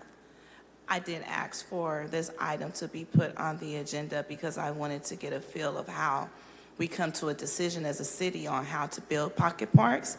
But I feel that that is just an easy way out when we need to be building more parks to close that disparity gap, because it's very sad that we are such a big city and we don't have enough park space for our residents. I just wanted to make a comment, not a question. Do any of my other commissioners have Commissioner Parks? This will hopefully be a quick one. I was actually leading a tour yesterday on the San Joaquin River Parkway, and one of the participants in that tour asked me about the Polk Overlook and suggested that there might be some signage that might deter people from accessing that location. And full transparency, I didn't drive out there to see what that looks like, but I just wanted to confirm that the Polk Overlook is open to the public currently, so I can respond back to that person. Yeah, I can respond, Commissioner Park. It is open, and it is a little difficult to navigate and get to. So like other parks, like Logan Park, we have signs along Marks Avenue that have arrows pointing. We could look into something along those lines to get folks back, because it's not just that facility. Milburn Overlook as well as the River Bottom have probably they need some wayfinding signs to get towards. So we can definitely look at what that may look like. And I think that's true throughout the San Joaquin River Parkways. We've been talking to people, figuring out how to access the river is something that we can do better on, definitely. And even on that note, I think even in Woodward Park, I was there this past weekend or 2 weekends ago, and walking through, and the identification of trails, I think is beneficial. So we can definitely look at that. Great. Any other comments on this presentation? Thank you. Thank you. We will now move on to hearings. ID number 23-310, hearing actions pertaining to Parks, Recreation, and Arts Commission meetings for calendar year 2023. Would someone from the Parks Department please begin the presentation? Good evening, Commissioners. There's not a presentation, but the revised calendar was attached to the agenda. More than happy to talk through that with you all tonight. Per your last meeting's comments, it has been revised to essentially one meeting per month, with the exception of a few months where there are items such as the budget that would be beneficial for you all to meet more than once. So kind of went through that exercise. I'm happy to answer any questions or explain why a meeting was moved or why there are 2 meetings in a month. I have a question or just a clarification. So in May and September and October and November, I see that there are 2 days. Are those in regards to the budget, our recommendations to City Council for our budget? So on May, we're proposing that on the 15th that we would bring an item for the final draft cultural arts plan for adoption, for recommendation from you all. And then the second meeting on March 30th would be to present the mayor's proposed fiscal year 2024 budget and be able to take your second set of recommendations related to specifically Measure P. So that's why there's 2 meetings proposed in May. And then for September. Question, Aldi, before you go to September. So Yes. would the May 15th meeting be where we begin discussions for our recommendations? We put 1 on there because I don't know exactly when the mayor will come out with his budget. So my assumption is we'll keep that one, assuming that's when it comes out. And then if we need to add another one, we can, or open to adding another one tonight in the beginning of June. It's just very tricky with the timing of when he comes out and then when we go up before for our hearing. There's a very, very small window. So it might be that we send it to you all as soon as we get it and we use that meeting, and that's a pretty hefty meeting to just talk through, and you guys can make your recommendations at the same time. So open to an additional meeting in May if you feel like we need that, but yeah. Chair McCoy, just to add to that, last year the mayor rolled his budget out May 25th. So it was a pretty quick turnaround time. So we'd like to give you the opportunity to review the documents as well as ourselves to fit that meeting in. So the 30th is what we're kind of proposing. I know it's right after a holiday, but we're open. Okay, thank you.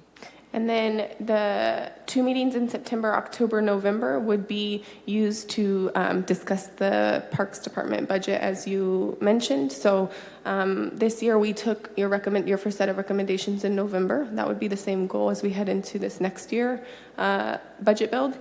And we want to ensure that there's enough time ahead of November to where we can, come to you, present, like we did this year, take your questions, come back with additional presentations that you may want, etc. Dr. Apuda? Yeah, I am not available on Tuesdays. I know our commission meetings are set on Mondays, and I work very hard at keeping my Mondays flexible.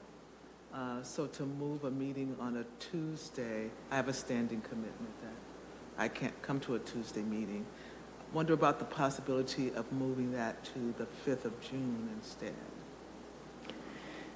The first week of June is usually when we go in front of council for our hearing. So we wouldn't want it to be too late that you all get an opportunity to give your feedback to us and us get it up to council, but totally open to moving it from Tuesday. Maybe the Monday before, we just might have to have back-to-back meetings. On the 22nd. On the 22nd. As long as it's rolled out. Yeah. So we could plan on that. We could do May 22nd. And ask him when he's thinking about dropping the budget so we can plan accordingly. Yeah, I mean, as Aaron mentioned last year, it was the 25th. So it's, we don't have that crystal ball, but happy to do the 22nd. And then if we need to do, an emergency meeting the following week, that's something that. And like I said, that's just me. You might need to just have it on that Tuesday, and I will not likely do it. And sorry to jump in, just reminder, you can always schedule a special meeting. If it's not on the regular calendar, it's just a 24-hour notice requirement. Thank you. Commissioner Barraza? Yes, Madam Chair. I like what you do on the agenda at the end, upcoming workshops, discussion items, and hearings. I would like to see the master plan, when it's going to come back to the commission after we have had all the revisions and modifications. And I'd like to see it on the schedule, just to have a sense of timing. When is it coming to the commission? I hear you 100%. I just got a new staff member, as I mentioned tonight, so that should really help facilitate moving the Parks Master Plan technical amendment forward. But I hear you, and we will work on narrowing in on a date. Thank Any other questions in regards to the discussion we're having around the calendar? Is not a presentation. All right. Would any member of the public like to comment regarding this item? You'll have up to 3 minutes. I will now close public comment.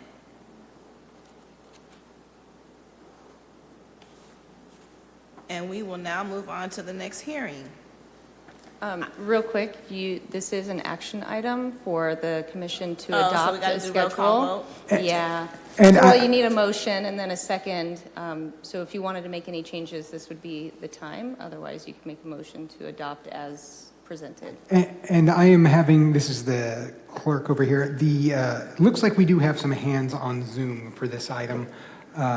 Colette, if you see those hands, can you give them a quick call?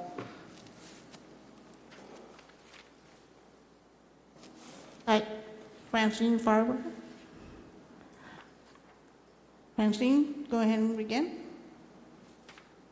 You have to unmute yourself.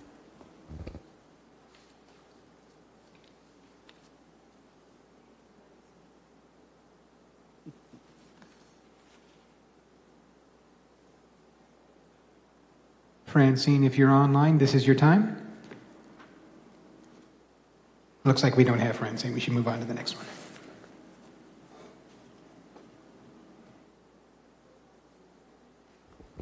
Anthony Molina.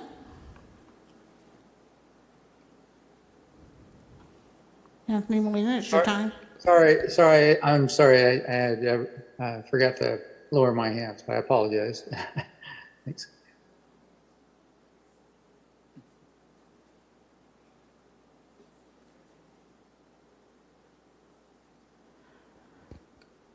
Lisa Flores. 3 minutes. Would you like to speak? Actually, that was an oops, guys. I'm sorry. Yeah, sorry about that.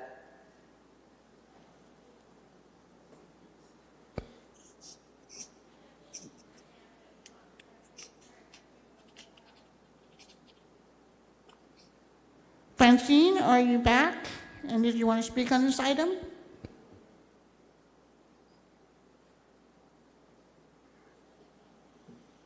It looks like Francine's having technical difficulties, so we can move on. Is there a motion to adopt the updated commission meeting schedule as presented? So moved. Thank you, I'll Vice second it. Chair. Thank you, Commissioner Cummings. City Clerk, can you conduct a roll call vote? Before we vote, are we making the change to May 22nd? Did I misunderstand that? I don't. No, we're keeping the 30th. Okay. Yes. Sorry about that. Thank you. All right. Asked for a roll call vote. This is to approve the calendar year changes. A motion by Vice Chair Dolan, second by Commissioner Cummings. Commissioner Park. Yes. Commissioner Braza. Yes. Commissioner Singh. Oh, absent. Commissioner Cummings. Yes. Commissioner Miller. Yes. Commissioner Apuda. Yes. Commissioner Vang. Yes. Vice Chair Dolan. Yes. And Chair McCoy. Yes. Passes 8-0. Thank you. We will now move on to our next hearing, ID number 23-341, hearing to receive public input on allocations related to Measure P, updates to the Parks Master Plan and Cultural Arts Plan, and annual Parks Department budget and capital improvement plans. Would any member of the public like to make a comment regarding this item? You will have up to 3 minutes. Do we have any hands on Zoom in regards to this item? No hands on Zoom.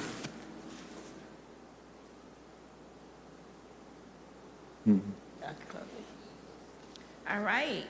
Well, I just want to thank everyone for coming out tonight. No, It was real quick. You can close public comment and then Oh, just make then- sure none of the commissioners have anything to Okay. say. okay. I'm gonna close public comment and then I'm gonna turn it over to Commissioner Vang. I just have a clarity. When it comes to public comments and this item that we're speaking right now, what's the difference? Because I just want to kind of like make sure I kind of like understand, because what we heard from the audience earlier shouldn't have been heard right now, or should it, you know, I just want to clarify that, because I want to know like what's the difference, because this item is here all the time, and I just feel like all the people who came should have been like probably on this item.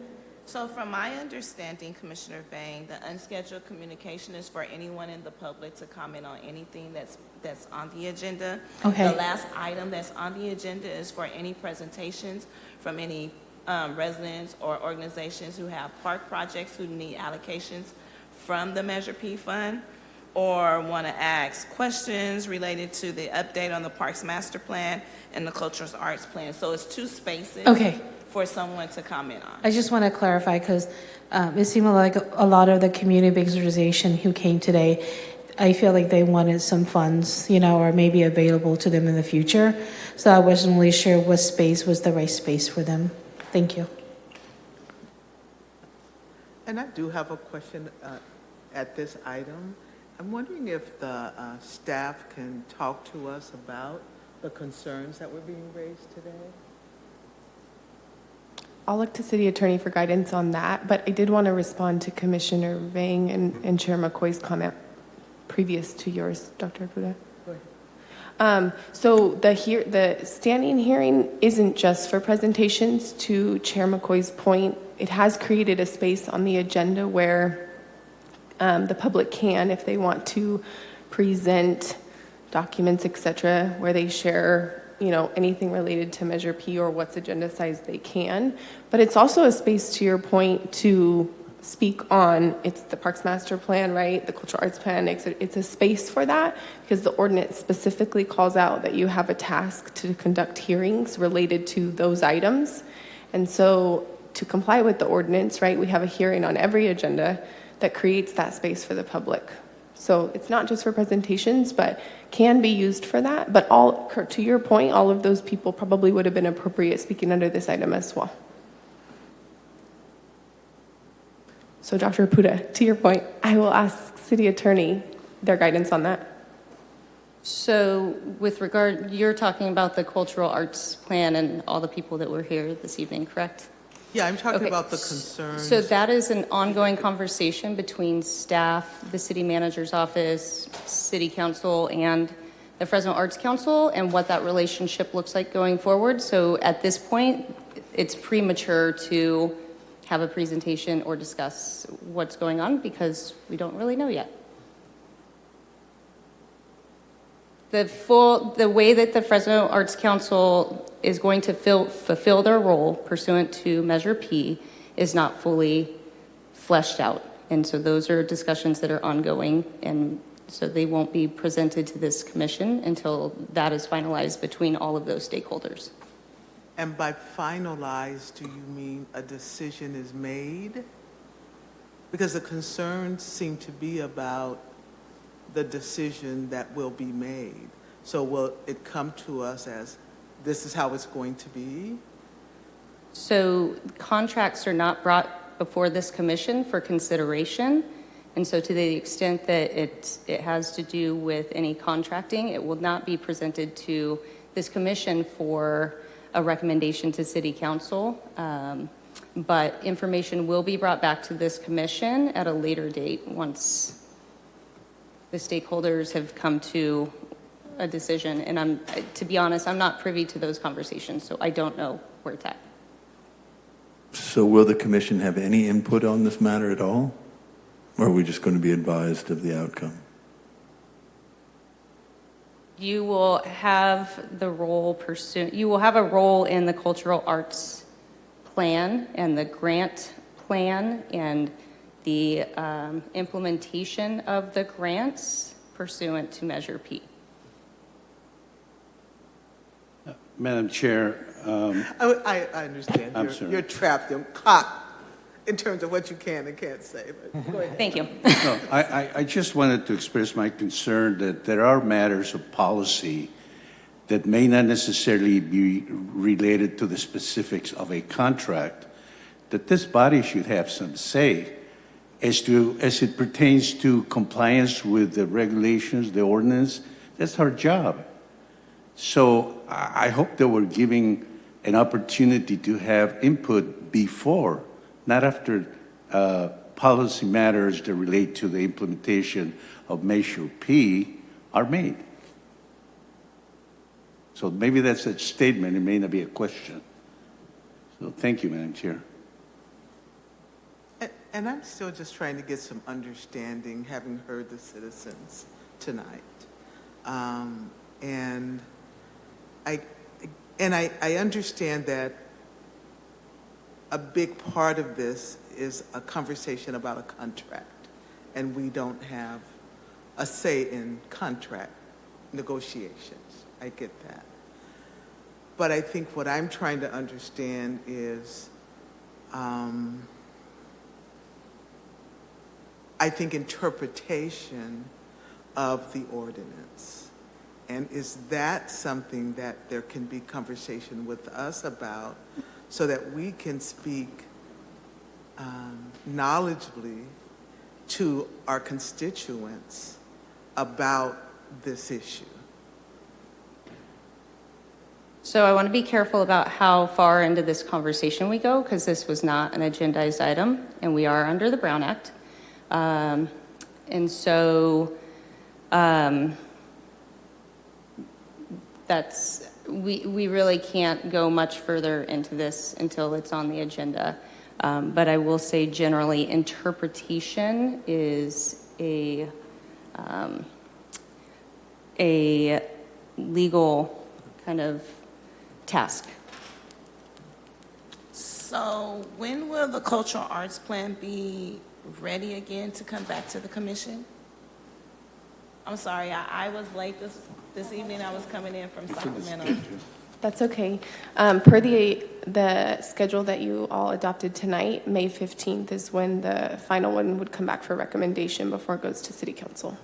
So then can I have to do it in writing, or when we do our agenda setting on that day when it comes back to us, can we have the Fresno Arts Council present as well? From my understanding, you've been working with City Attorney on when the appropriate timing would be. So I know we're only in February now. Yeah. Yeah, I think we can put it on the agenda, and then if for some reason it's not ready at that time, we'll have discussions with you. Okay, thanks. Thank you. Do we have any other questions or comments from the commission? All right, it's 7:41. I will adjourn the meeting. Good to see you guys all in person, and have a great evening. Good job. Thank you.